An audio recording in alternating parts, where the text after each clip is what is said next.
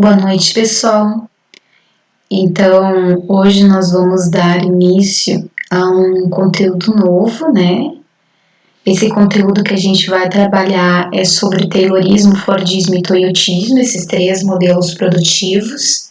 Esses slides que eu estou utilizando eu vou enviar para vocês, através aí do Moodle mesmo, vocês vão ter acesso, né? Eu vou enviar um texto auxiliar para vocês também. Então, é um conteúdo um pouco extenso, eu vou dividir eles em alguns vídeos um pouco mais curtos, até para que não fique tão cansativo para vocês, né? Então, vou gravar 3 videozinhos, assim, de cada modelo produtivo, né? Um do Taylorismo, um do Fordismo e um do Toyotismo. O primeiro que a gente vai ver, então, é o sistema produtivo taylorista, né? Esse sistema produtivo, ele foi criado pelo Frederick Wilson Taylor. Este modelo produtivo, então, ele foi o primeiro modelo produtivo a surgir aí no sistema capitalista, né? E visava orientar, então, como seria o modelo de produção. Há ainda algumas empresas que seguem esse modelo produtivo, tá? O Taylorismo e o Fordismo, eles seguem a mesma linha. O Taylorismo, ele vai ser um modelo científico e o Fordismo, ele vai ser a aplicabilidade prática do modelo taylorista, com algumas mudanças, né? Mas eles são bastante parecidos. Então, esse que vocês veem aqui na imagem, né?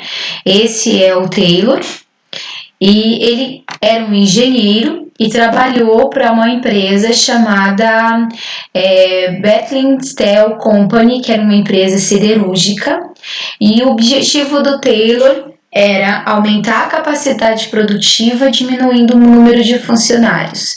Como que ele iria fazer isso, né? Então, o objetivo dele seria reorganizar o sistema produtivo através de uma criação científica, né, através de uma reorganização científica, e com esse objetivo aumentar o lucro do capital do patrão. E ele conseguiu, então, através de suas orientações administrativas, fazer com que houvesse esse aumento da lucratividade, né? Potencializar o trabalho para que houvesse um aumento da lucratividade. O Taylor, ele vai escrever o seu mais famoso livro, que vai ser em 1911, que vai ser Os Princípios da Administração Científica. Lembrando sempre que o Taylor, então, ele vai criar esse sistema produtivo, essa ciência, né, essa orientação científica dele durante o período de Revolução Industrial, né. Ele vai falar que os proprietários, os donos dos meios de produção, eles ainda eram extremamente dependentes do trabalhador. Então, o trabalhador, ele possuía ainda muito conhecimento sobre o processo de trabalho. Era necessário fazer o quê? Era necessário expropriar, era necessário retirar o conhecimento do trabalhador do processo de trabalho. Que somente a gerência tivesse o conhecimento científico desse modelo de produção. O trabalhador, o operário, eles apenas executariam o que a gerência mandaria. Ele falava que o operário, ao possuir um conhecimento científico sobre a produtividade, ele deixava o patrão extremamente dependente dele. E aí, então, o Taylor, ele vai propor uma divisão do processo de trabalho, divisão entre trabalho intelectual e trabalho manual. Acredito que vocês até já devem ter ouvido falar, né, sobre essa divisão do processo de trabalho. O que seria essa divisão do processo de trabalho, né? Então, o trabalho manual e o trabalho intelectual. O trabalho manual, ele seria a prática do processo de trabalho. Então, quem realizaria o trabalho manual? O operário, que apenas executaria. O que é o trabalho intelectual? O pensar, o projetar o processo de trabalho. Então, quem executaria o trabalho intelectual? O trabalho intelectual ele seria realizado pela gerência, né? Pela administração científica, provocando aí então essa ruptura entre o trabalho manual e o trabalho intelectual. O Taylor ele vai fazer um estudo de tempos e movimentos.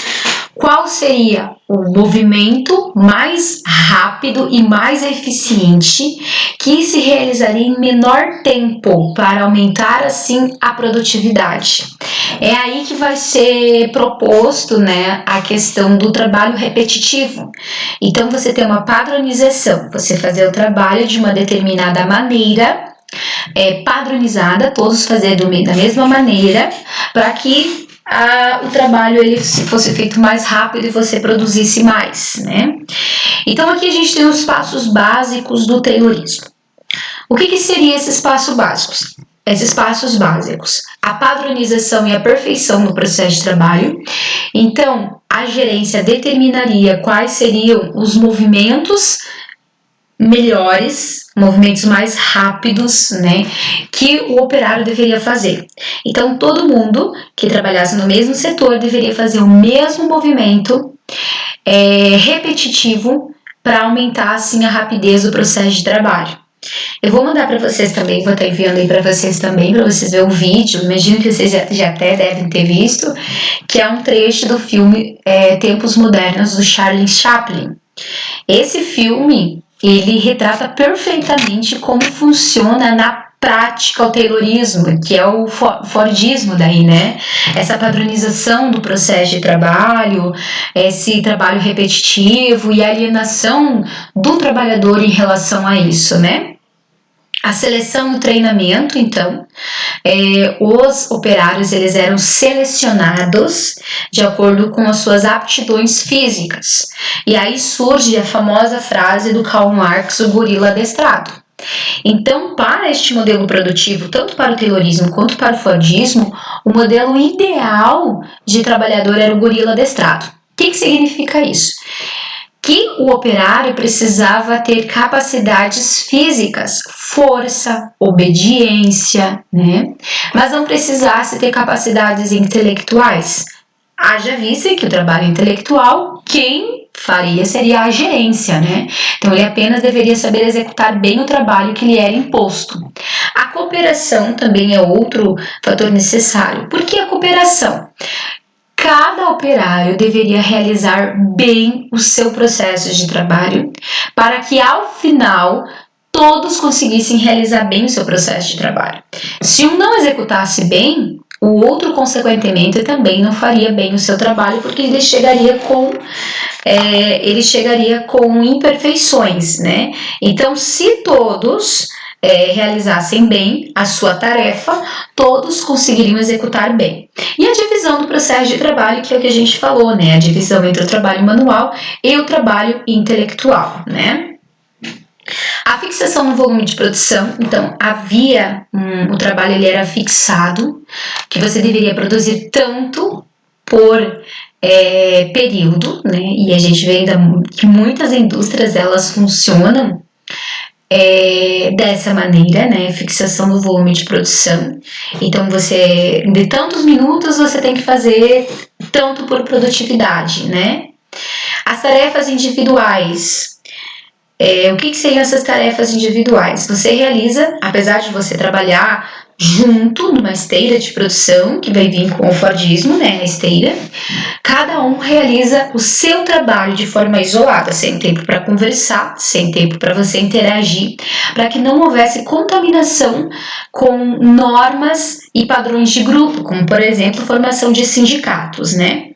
Os movimentos, então, simples, repetitivos e manuais, esses movimentos, né, que eram determinados pela gerência, eles eram, então, padronizados, repetitivos, o que ocasiona muita LER também, a lesão do esforço repetitivo, né, e os trabalhos, eles eram simples para que o operário, ele conseguisse realizar o seu processo de trabalho, né, para que ele entendesse como fazer. O incentivo econômico ao trabalhador que produzisse mais, então gratificações por produtividade. Quanto mais ele produzisse, mais ele ganharia, né? O macaco adestrado, que foi o que eu falei para vocês, que é o modelo ideal do trabalhador, né? Então, por que macaco adestrado? Porque não precisa ter aptidões intelectuais, ele apenas deve ser uma pessoa que tivesse forças físicas. E adestrado veio do obediente, né, da disciplina, que a pessoa não questionasse a forma de trabalho, né? Aqui eu trouxe um esqueminha para vocês, então tá um pouco ofuscado, mas eu acredito que dá para ver, né? Análise das tarefas e análise dos gestos e movimentos que era determinado pela gerência, a cronometragem, então, das atividades, tanto tempo você deveria produzir tanto, né? O que levaria a um aumento do rendimento. E assim, havendo um aumento do rendimento, haveria um aumento da remuneração desse trabalhador, que seria remunerado por produção, e um aumento da produtividade, resultando no ganho do patrão, né? Aqui eu trouxe um esqueminha para vocês, então, para mostrar a evolução aí do processo produtivo, né? Aqui a gente tem o sistema artesanal. No sistema artesanal, como que funcionava? No sistema artesanal, o artesão, ele produzia todo o processo de trabalho, desde a concepção até a execução, né?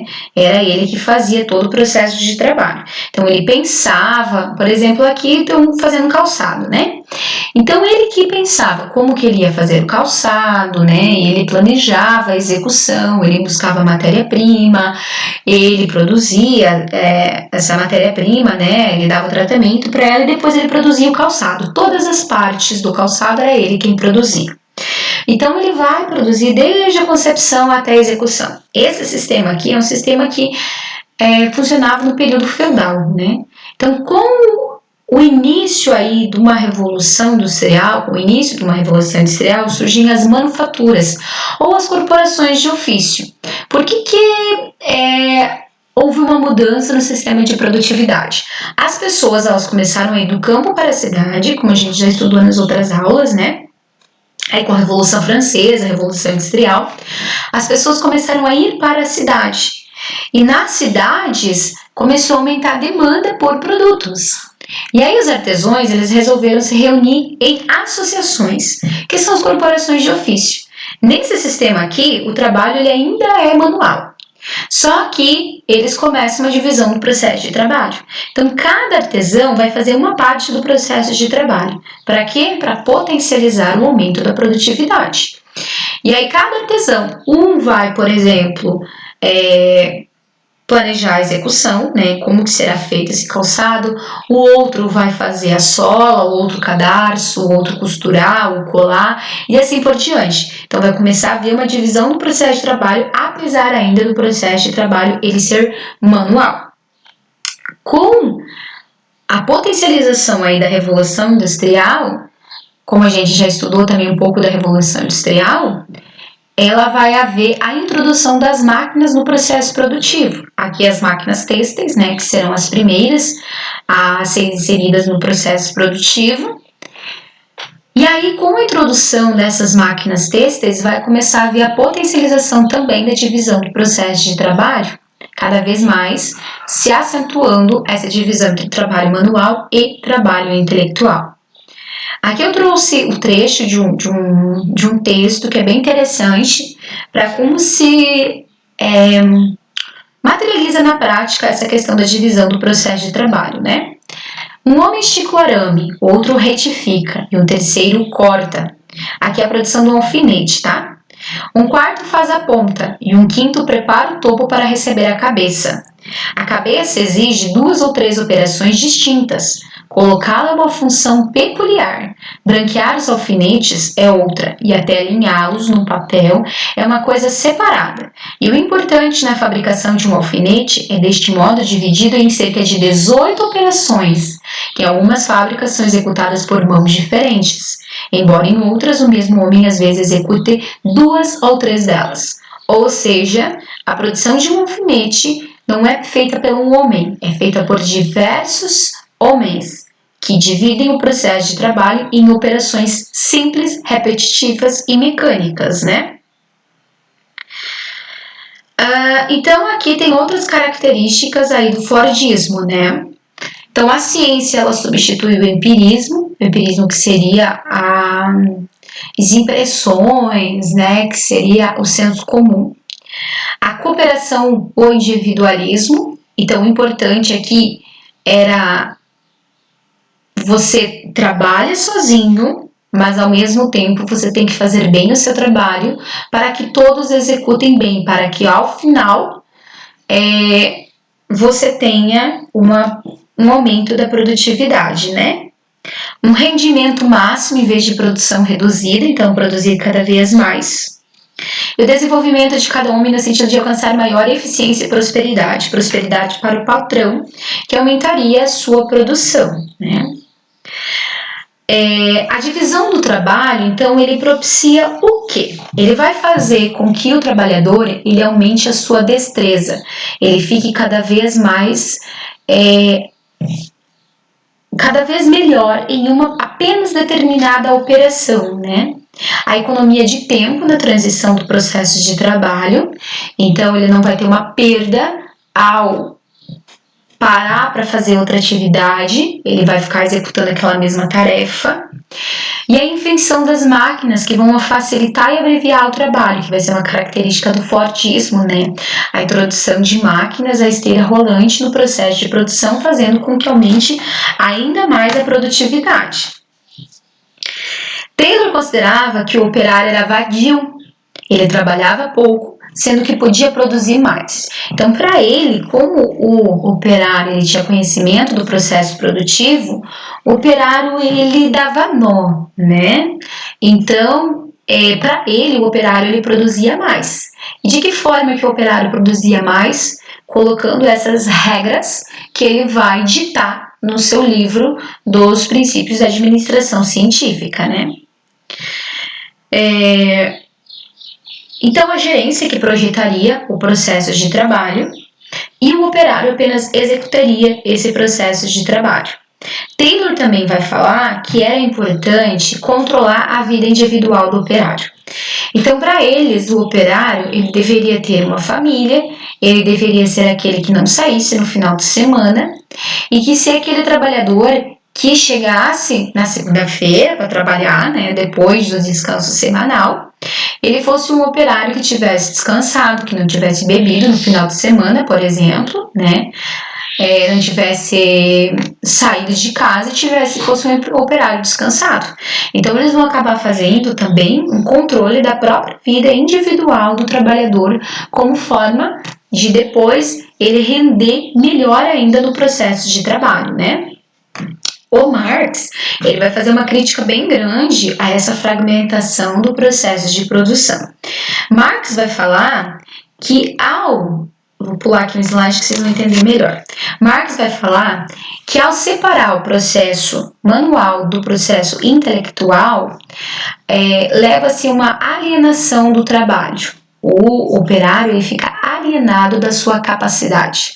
O operário ele não se vê como um produtor do resultado final.